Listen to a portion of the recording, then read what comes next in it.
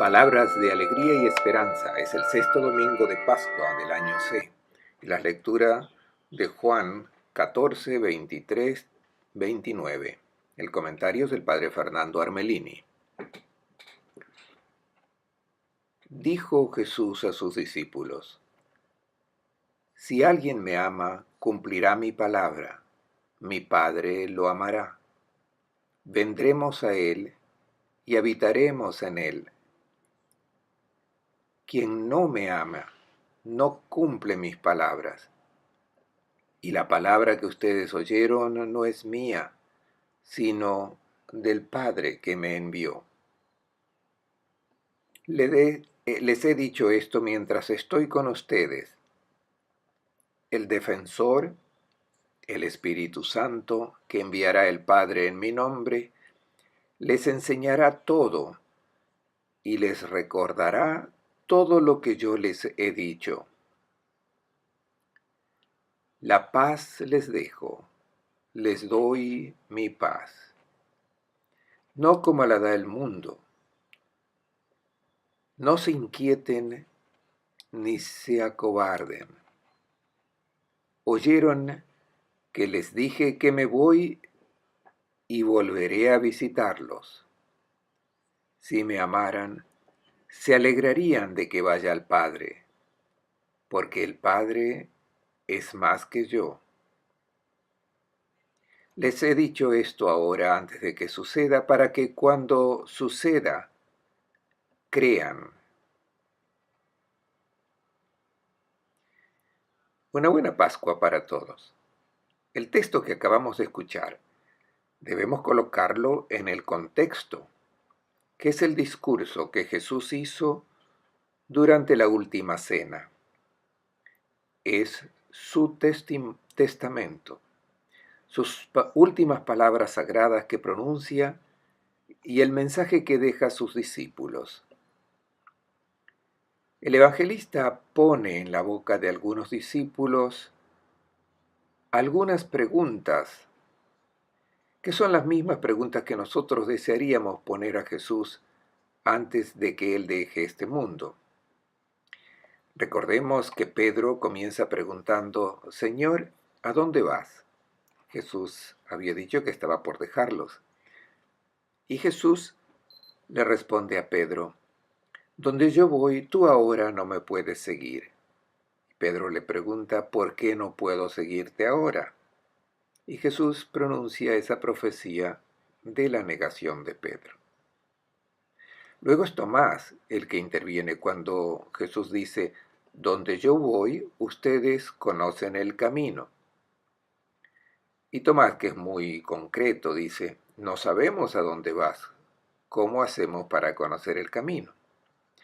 Jesús está hablando del hecho que está por dejar este mundo y hay un camino que lo lleva a la casa del Padre, a la gloria, a la glorificación. Por tanto, el juicio que Jesús pronuncia sobre su vida será una derrota vista según la gente, pero lo que realmente cuenta es lo que el Padre dice sobre su vida. Jesús está hablando del camino y Tomás quiere saber dónde va Jesús. Podemos tener una idea sobre el camino y Jesús responde: Yo soy el camino. Luego interviene Felipe cuando Jesús dice: Ustedes conocen al Padre. Y Felipe le dice: No lo conocemos, muéstranos al Padre y esto nos basta. Y Jesús le responde a Felipe: El que me ha visto a mí, ha visto al Padre. Son interrogantes que nos tocan profundamente porque, especialmente este último de Felipe, Jesús dice que si queremos conocer el rostro del Padre del cielo, tenemos solamente una manera, la de contemplar el reflejo perfecto del rostro del Padre en el rostro de Jesús. Contemplando a Jesús, nosotros vemos al Padre. Luego Jesús continúa hablando con Felipe. Y la última frase que Jesús pronuncia respondiendo a Felipe es cómo comienza el texto de hoy. Si alguien me ama, cumplirá mi palabra. Mi Padre lo amará, vendremos a él y habitaremos en él. El término amar aparece 4 veces. El verbo griego es agapán, que es el amor típico de Jesús. Este verbo no era común en la literatura clásica griega. Era muy poco empleado. Indica el amor incondicional, gratuito, que no espera nada en cambio. Y Jesús se apropia de este amor. Es la única vez en que Jesús pide ser amado. Si uno me ama, para nosotros esta expresión puede ser malentendida, pues podría parecer el pedido de alguien que nos quiere encadenar así afectivamente a la otra persona, quizás sirviéndolo para sus propios deseos egoístas, y mantenerla mientras le interesa y luego la abandona cuando ya no le interesa más. El pedir ser amado puede tener para nosotros una llamada egoística, pero este no es el sentido del pedido que Jesús hace. Si uno me ama, quiere decir, si uno quiere unir su vida a la mía. Esto es lo que sucede en la relación esponsal entre el esposo y la esposa. Son 2 personas que tienen un proyecto único. Están en plena y perfecta sintonía. Esto es lo que Jesús entiende por amor. Si uno me ama, o sea, si uno quiere unir su vida a la mía. Existe una manera y es observar mis mandamientos. Y aquí no se refiere a los mandamientos de Moisés. Mis mandamientos es en realidad un único mandamiento, que es el amor. Y lo dice en plural porque son muchas las manifestaciones y las situaciones donde se concretiza este mandamiento. Dar de comer al hambriento, vestir al desnudo, dar de beber al sediento, recibir en casa al que no tiene techo. Pero se trata siempre de un único mandamiento, el del amor. Si uno me ama, esto es, si uno quiere unir su vida a la mía, solo existe una manera: aceptar como norma de vida mi mandamiento de amor. Y se manifiesta a aquellos que se dejan envolver en esta relación de unión de vida con la suya. Solamente quien entra en esta relación de amor con Jesús puede ver la manifestación de su rostro. Y ahora interviene un cuarto discípulo, Judas, no el que luego entregará al maestro. Es que el nombre de Judas era muy común en tiempos de Jesús. Recordemos que uno de los hermanos de Jesús se llamaba Judas. Judas le pregunta: ¿cómo es que te manifiestas a nosotros y no al mundo? Judas parece decepcionado. Quería que Jesús se manifestara al mundo en toda su gloria. Y Jesús dice: yo solo puedo manifestarme solamente a aquellos que entran en esta relación de amor conmigo. Para la manera de hablar de Juan, el mundo, en el lenguaje del cuarto evangelio, representa una concepción de vida que es lo opuesto a la que propone el maestro. El mundo presenta un proyecto de vida exitosa o cómo lograr éxito a aquellos que la pueden gozar pensando en sí mismos, replegándose sobre sus propios intereses. La propuesta que hace Jesús es la del amor, olvidarse de sí mismo para donar la vida a los demás. No puede haber una oposición más grande entre Jesús y el mundo. Jesús dice que no se puede manifestar al mundo aquellos que hacen una opción que no es la del amor. Esta es la respuesta de Jesús a Judas, no el Iscariote. Si alguien me ama, cumplirá mi palabra. Por tanto, Jesús repite que amar es entrar en sintonía con su vida, como la esposa con el esposo, aceptando su propuesta. Y continúa diciendo, mi Padre lo amará. Por tanto, esta relación de amor con Jesús entra en plena sintonía con lo que es el amor del Padre. El Padre que es amor, o sea, uno viene envuelto en esta vida del Padre porque Dios es amor. Y quien entra en sintonía con el amor de Jesús, entra también en sintonía con el amor del Padre, en comunión con Dios.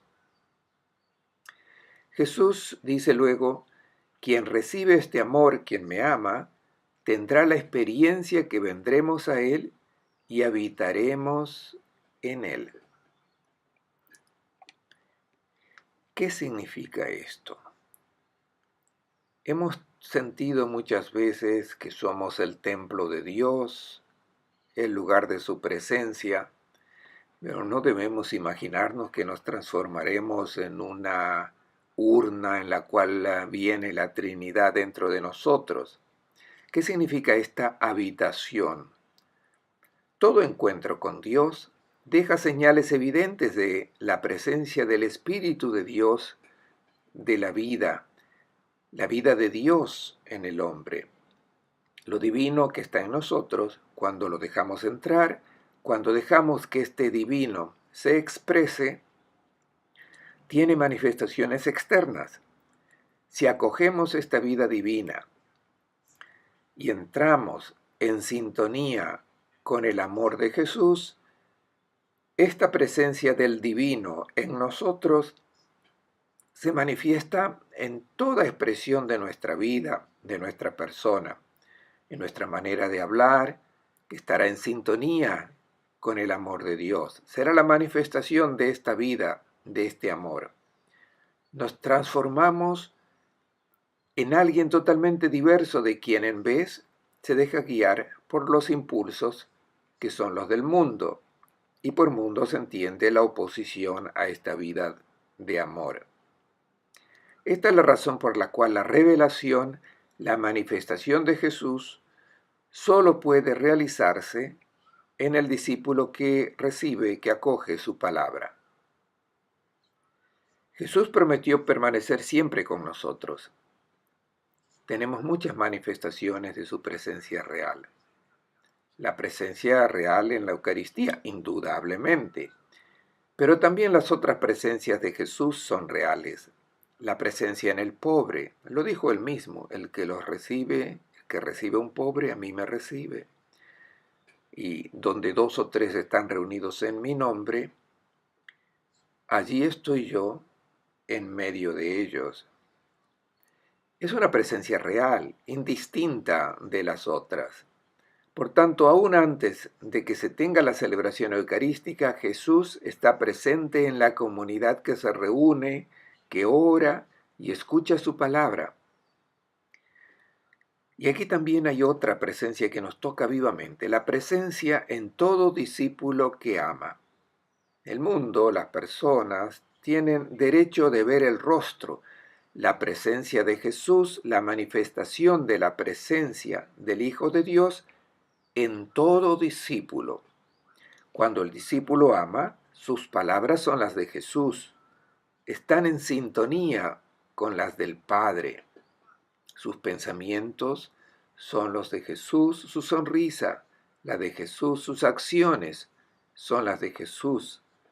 El camino de la vida es el de Jesús, pues estamos movidos interiormente de la presencia de este Espíritu que es el amor, la vida del Padre del Cielo. Luego tenemos la promesa del Consolador, del Paráclito. Lo acaba de decir en este capítulo 14 de este texto del Evangelio de Juan. El Padre les dará otro Paráclito, otro Consolador, como se traduce este término griego, paráclito. No los dejaré huérfanos. Jesús era el paráclito. Paracletos significa el que está al lado. Cuando Jesús estaba en este mundo, Él era el paráclito, el que estaba al lado de sus discípulos. Ahora que Jesús deja este mundo, envía otro paráclito, que es el Espíritu que se pone al lado.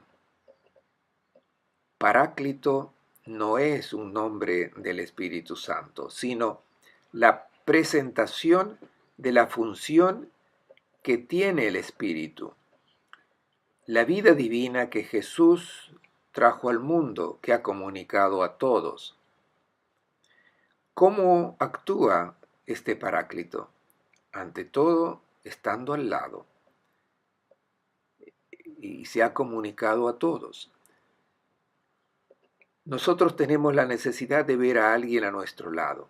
Pensemos cómo en el pasado, cuando todos eran bautizados, acudían a la iglesia, reaccionaban de cierta manera, que era lo que les predicaban en la catequesis en la iglesia, y no tenían problema porque todos creían de la misma manera. Se esforzaban por practicar las mismas propuestas de vida del Evangelio. Pero hoy ya no es así. Hoy vemos claramente que los que quieren seguir a Cristo lo deben hacer conscientemente, muy convencidos, y muchas veces se sienten solos. Se sienten que van contracorriente, porque todos van en dirección opuesta. Esta es una de las pruebas más difíciles de nuestra fe, el sentimiento del aislamiento en medio de un mundo que reacciona y obra según criterios muy distintos a los nuestros. Y continuar cuando se está solo es muy difícil, porque aparece siempre la duda, ya que todos van en la dirección contraria, ¿no seré yo el que se está equivocando el camino? Pensemos, por ejemplo, en el perdón, el amor por los enemigos, la mansedumbre, el dominio de sí, altruismo, castidad, amor conyugal incondicionado, proyecto de construir una familia, hablar de vida eterna, cuando todos están centrados en la realidad de este mundo. El que tiene esta conducta es alguien que vive en otro mundo, y quizá alguien le diga, pero tú, ¿en qué mundo vives? Es en esta situación cuando uno siente la soledad y la necesidad de tener a alguien al lado que camine con él. En estas situaciones, nosotros oímos dentro de nosotros una voz que nos dice, este es el camino, continúa. Esta es la voz del Paráclito. Todos tenemos la experiencia de una voz interior que nos dice, este es el camino, tiene sentido la propuesta que te hizo Jesús de Nazaret. Quizás seas considerado un retrógrado, un medieval, un oscurantista. Comportamientos que pueden resultar muy extraños. Es el momento cuando debemos prestar atención a la voz interior que es la del Paráclito.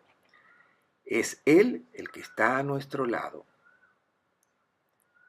Pongamos algunos ejemplos para comprender mejor lo que Jesús nos dice. Por ejemplo, el joven que vive su sexualidad según algunos valores que son diversos de los valores de sus compañeros.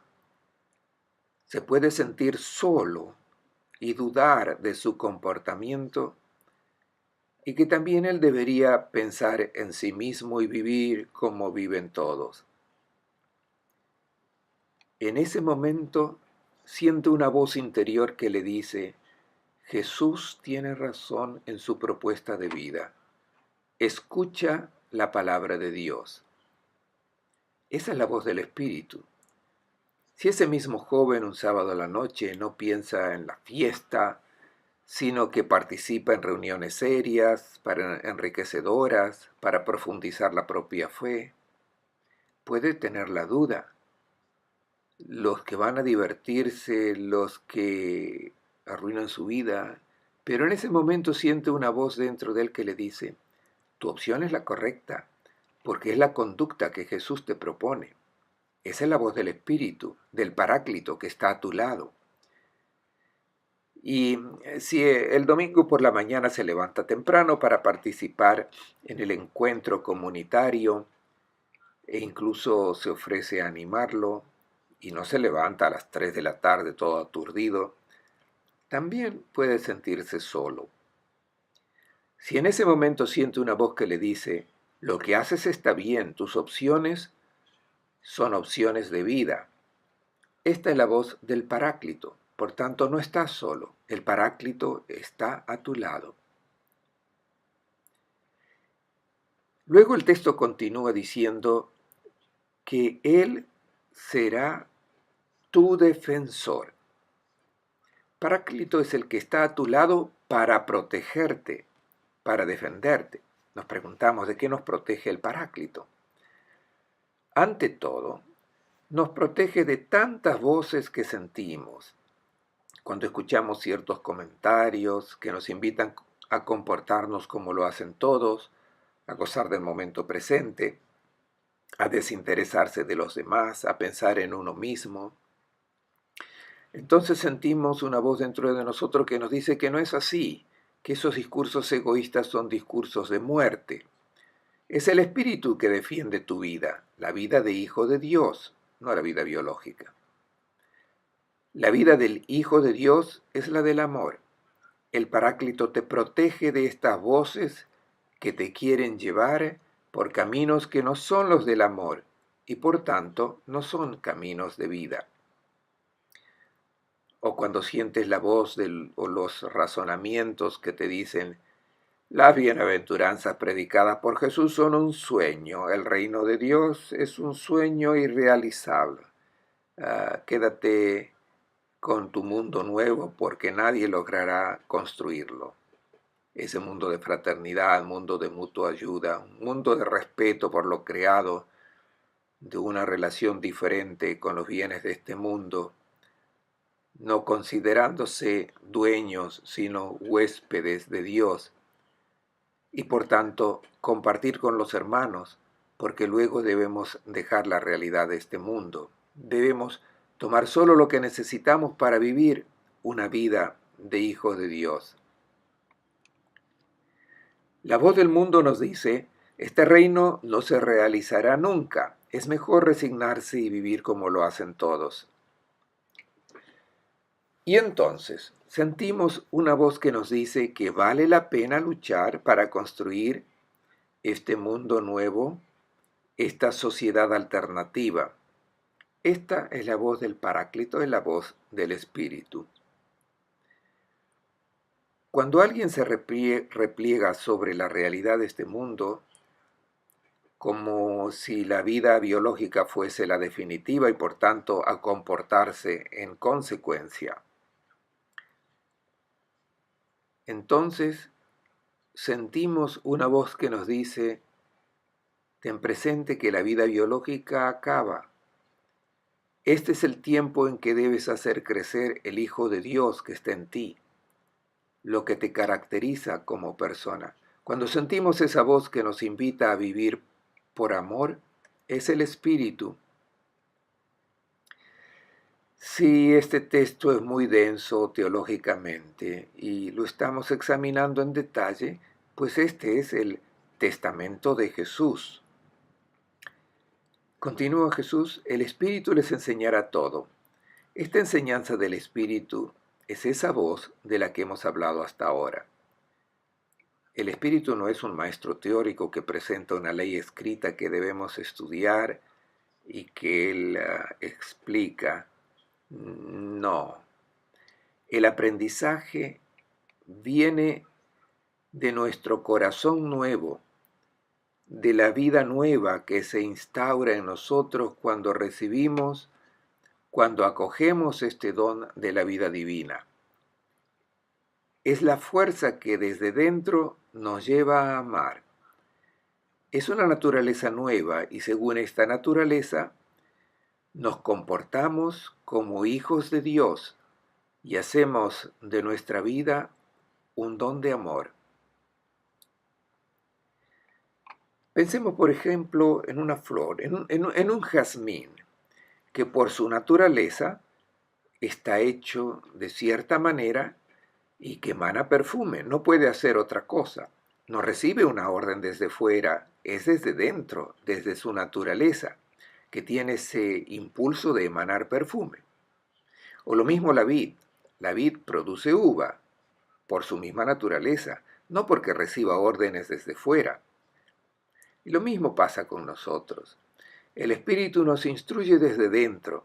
Es la naturaleza de hijos de Dios que nos lleva a comportarnos como lo hizo Jesús. Una madre antes de ser madre tiene ese impulso interior que la lleva a comportarse como madre. No tiene necesidad de que alguien le dé una orden externa. Un psicólogo le puede ayudar a comprender su naturaleza de madre, pero es de dentro que le viene el impulso a comportarse en cierto modo con la criatura que trajo al mundo. Y lo mismo pasa, lo mismo sucede con el cristiano. El Espíritu lo instruye desde dentro y le indica lo que debe hacer. Entonces, el amor cesa de ser un mandamiento, se transforma en una exigencia interior, exigencia de nuestra nueva naturaleza que es la de ser hijos de Dios. Luego este espíritu hace recordar todo lo que Jesús ha dicho. No añade nada nuevo. Jesús ya lo dijo todo con su vida y con su palabra. Nos ha mostrado al Hijo de Dios perfecto. ¿Y qué hace el Espíritu? Nos recuerda continuamente la propuesta de vida de Jesús. No añade nada, pero la recuerda continuamente. Nos recuerda nuestra identidad de hijos, pues es muy fácil perder la memoria. Si durante una semana no oramos, no leemos un texto evangélico, no escuchamos la voz del Señor, acabaremos envueltos en la manera de pensar de todos. Perderemos la memoria de ser hijos de Dios. Esta es una experiencia que todos hacemos. El Espíritu mantiene viva la memoria de nuestra identidad de hijos de Dios. Y cuando comenzamos a pensar como lo hacen todos, el Espíritu nos recuerda nuestra identidad. Tú no puedes pensar así porque tú eres un hijo de Dios.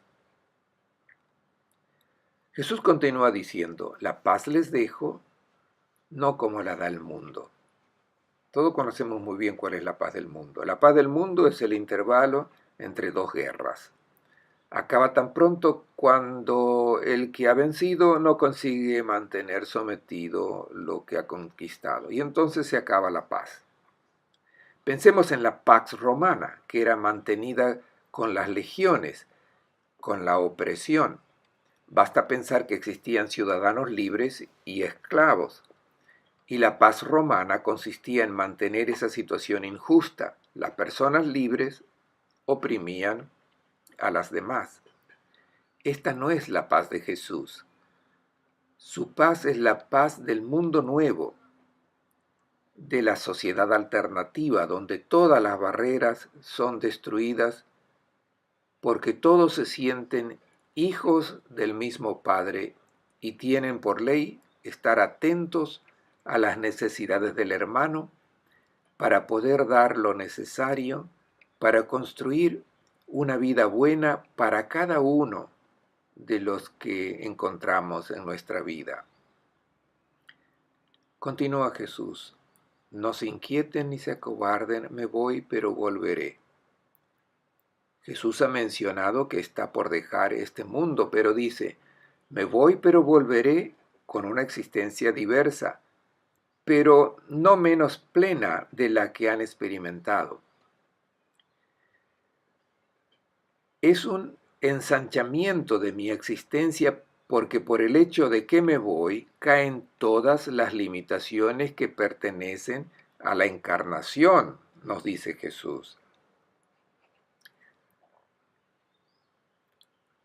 Al encarnarse, al hacerse uno de nosotros, el Hijo de Dios tuvo todos nuestros límites. Así estaba en un lugar y no estaba en otro.